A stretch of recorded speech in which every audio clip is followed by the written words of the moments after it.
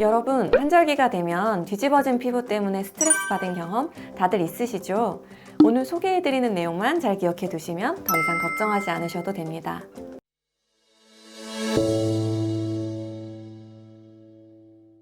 여러분, 하얘지세요. 안녕하세요. 하이스킨 의원 원장 김재현입니다. 오늘은 피부별 증상별 솔루션에 대해서 준비를 해봤는데요. 첫 번째입니다. 각질이 많은 경우인데요. 각질이 올라와서 보습제를 발라도 흡수가 잘 되지 않는다거나 화장이 매끈하게 안 먹고 들뜬다거나 하는 이런 고민들 계절 변화에 따라 한 번씩은 해보셨을 거예요. 문제의 해결책을 말씀드리기 전에 왜 이렇게 각질이 생기는지 원리를 먼저 설명해 드릴게요. 우선 피부는 표피와 진피로 나뉘고 그중 표피는 다시 이렇게 4개의 층으로 구분이 됩니다. 가장 깊은 층인 기저층에서 각질 형성 세포란 세포가 분열해서 올라오고 분열된 세포들이 점차 위로 올라오면서 피부의 가장 겉을 감싸게 되는 구조예요. 기저층에서는 이렇게 통통하던 세포가 표면에 가까워지면서 점차 수분이 빠지고 납작하고 단단한 케라틴 덩어리로 변합니다. 이 각질 세포들이 딱딱한 벽돌처럼 차곡차곡 쌓인 모습이 우리가 밖에서 보는 피부죠.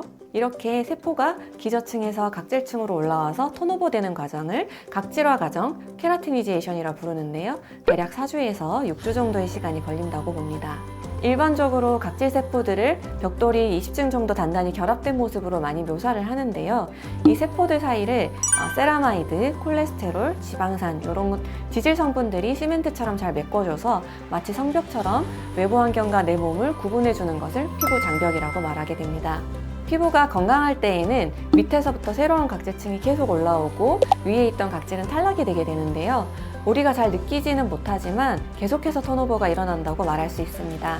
그런데 이 각질화 과정에 문제가 생겨서 각질들이 서로 흩어지게 되거나 각질이 탈락되는 속도보다 생성 속도가 너무 빠르게 되면 각질이 이제 뭉치거나 하얗게 뜨는 모습으로 나타나게 되죠. 그럼 이 각질을 어떻게 해야 하느냐? 일단 각질은 기본적으로 몸의 보호막이기 때문에 과도하게 벗겨내는 것은 좋지 않습니다. 건성 피부나 민감성 피부는 피부 보호막이 약하기 때문에 각질을 적극적으로 제거하기보다는 가라앉혀주는 것이 좋습니다. 중성이나 약산성 세안제를 사용해서 피부 보호막을 벗겨내지 않도록 주의하시고 재생크림이나 피부 장벽을 구성하는 세라마이드 성분이 포함된 보습제를 사용해서 표층으로 올라와 있는 각질을 가라앉혀주는 것이 필요합니다.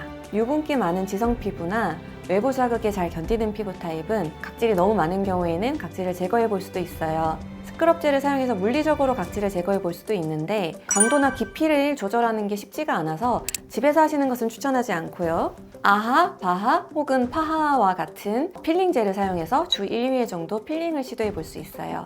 두 번째 경우는 피부에 뾰루지가 올라오는 경우인데요. 뾰루지는 여드름처럼 모낭에 염증이 생기는 것이긴 하지만 피지와는 무관하게 모낭에 세균이 들어가서 감염되는 것을 말해요. 그래서 여드름은 짰을 때 하얀 피지가 나오고 뾰루지는 아무것도 나오지 않거나 맑은 물 같은 것이 조금 나와요. 피부에 뾰루지가 올라왔을 때 가장 중요한 것은 억지로 손으로 짜려고 하지 않는 거예요. 손으로 뾰루지를 짜면 뾰루지 안에 진물 같은 것들이 피부 안쪽으로 터지거나 2차 세균 감염이 생겨서 염증이 더 심해질 수가 있어요. 이런 경우에는 흉터나 피부 착색으로 이어질 수 있습니다. 그래서 뾰루지가 올라왔을 때에는 항생제 연고를 바르는 것이 도움이 돼요. 뾰루지를 빨리 가라앉히고 싶다거나 다음날 중요한 일정이 있는 경우에는 병원에서 염증 주사를 맞는 것이 가장 빠르고 좋습니다. 간혹 염증 주사 성분이 무엇이냐고 물어보시는데요. 염증 주사는 스테로이드 일종인 트리암시놀론을 리도카인이란 마취액에 희석한 것을 말해요. 염증 주사의 부작용이라고 할 것 같으면 염증 주사 안에 들어있는 스테로이드 성분이 지방을 위축시킬 수도 있다는 건데요. 그래서 잘못 맞으면 주사한 부분 좀 움푹 파이는 경우가 생겨요. 그런데 그런 일이 발생할 확률은 굉장히 떨어지고 혹시 그렇게 되더라도 6주에서 6개월 정도 가만히 기다리기만 해도 대부분 별 문제 없이 돌아옵니다. 세 번째, 일명 피부가 뒤집어졌다고 말씀하시면서 오는 경우인데요. 저 피부가 갑자기 뒤집어졌어요 하고 오실 때 피부 증상들은 참 다양한 모습일 때가 많아요. 이렇게 피부가 뒤집어지는 데에는 여러 가지 원인이 있겠지만 초반에 잠시 설명한 것처럼 피부 장벽이 손상되었을 때 피부를 자극하는 물질이 피부 안으로 쉽게 침투가 되면서 피부가 예민해지고 트러블이 좀 잘 생기게 되고요. 두 번째로는 피부에서 수분이 쉽게 빠져나가서 피부가 예민해지고 트러블이 잘 생기게 되기도 하고요. 제가 지금 사진 한 장을 보여드리고 있는데요. 이렇게 피부가 뒤집어진 경우에는 꼭 병원에 오셔서 치료를 받고 질환에 맞게 복용하거나 바르는 약을 처방받으시는 것이 좋습니다. 네 번째, 피부가 울긋불긋해지는 경우입니다.